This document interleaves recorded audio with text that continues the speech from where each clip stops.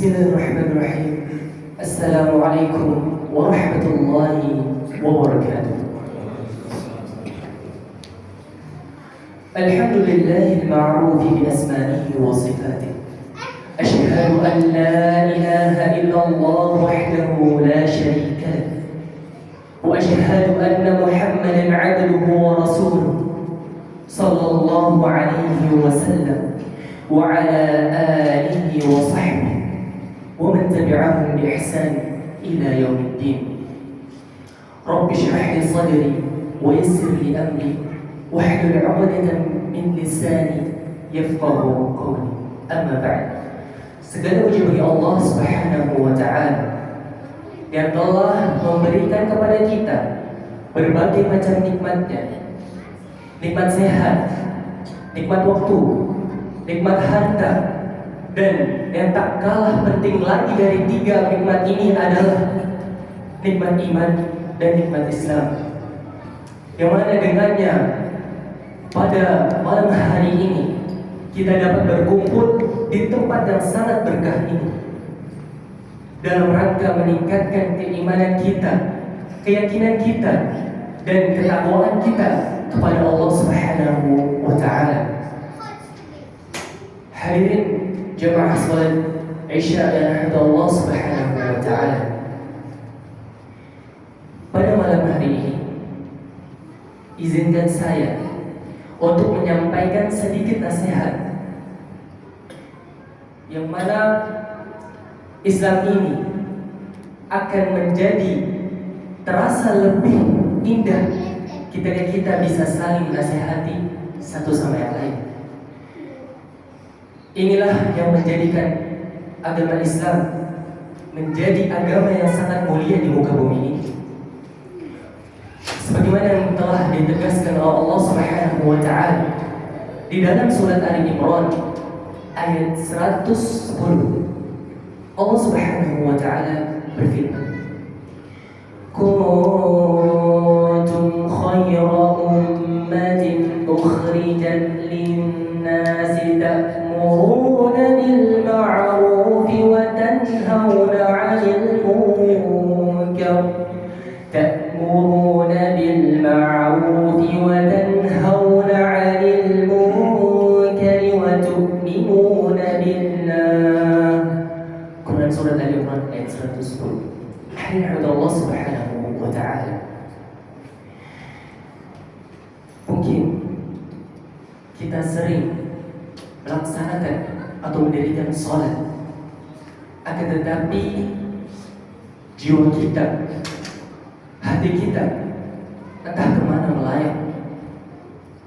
Kita mengucapkan dengan lisan kita bacaan-bacaan salat, akan tetapi pikiran kita itu lebih fokus kepada dunia. Maka ini merupakan sebuah masalah yang kita alami di keseharian kita. Hadirin Allah Subhanahu wa taala. Masalah ini mungkin sering kita alami, akan tetapi sering dari kita, banyak dari kita yang meremehkannya. Padahal ini merupakan sebuah masalah yang sangat berbahaya apabila kita tidak menyelesaikannya dengan solusi. Maka izinkan saya pada kesempatan kali ini menyampaikan beberapa solusi agar sholat kita itu bisa lebih khusyuk dan lebih tenang ketika mendirikannya. Hadirin jamaah salat Isya yang dirahmati Allah Subhanahu wa taala. Ini merupakan sebuah masalah yang nyata di dunia ini, terlebih di kehidupan sehari kita. Apalagi di zaman sekarang, di zaman era digital, di mana kita dapat informasi dunia itu dengan cepat. Mungkin ini sebuah perkembangan yang bisa kita apresiasi. Namun jika kita lihat dari sisi lain, maka kita akan mendapati bahwa ini sebuah bahaya yang jika kita tidak bisa mengamalkannya atau menerimanya dengan bijak. Salah satu efek dari kita kurang memperhatikan ini adalah kita sulit untuk khusyuk di dalam beribadah. Maka insya Allah pada kali ini saya akan menyampaikan sebuah cara agar kita bisa khusyuk di dalam sholat kita. Yang pertama adalah kita harus menghadirkan hati kita bahwa Allah itu akan melihat kita.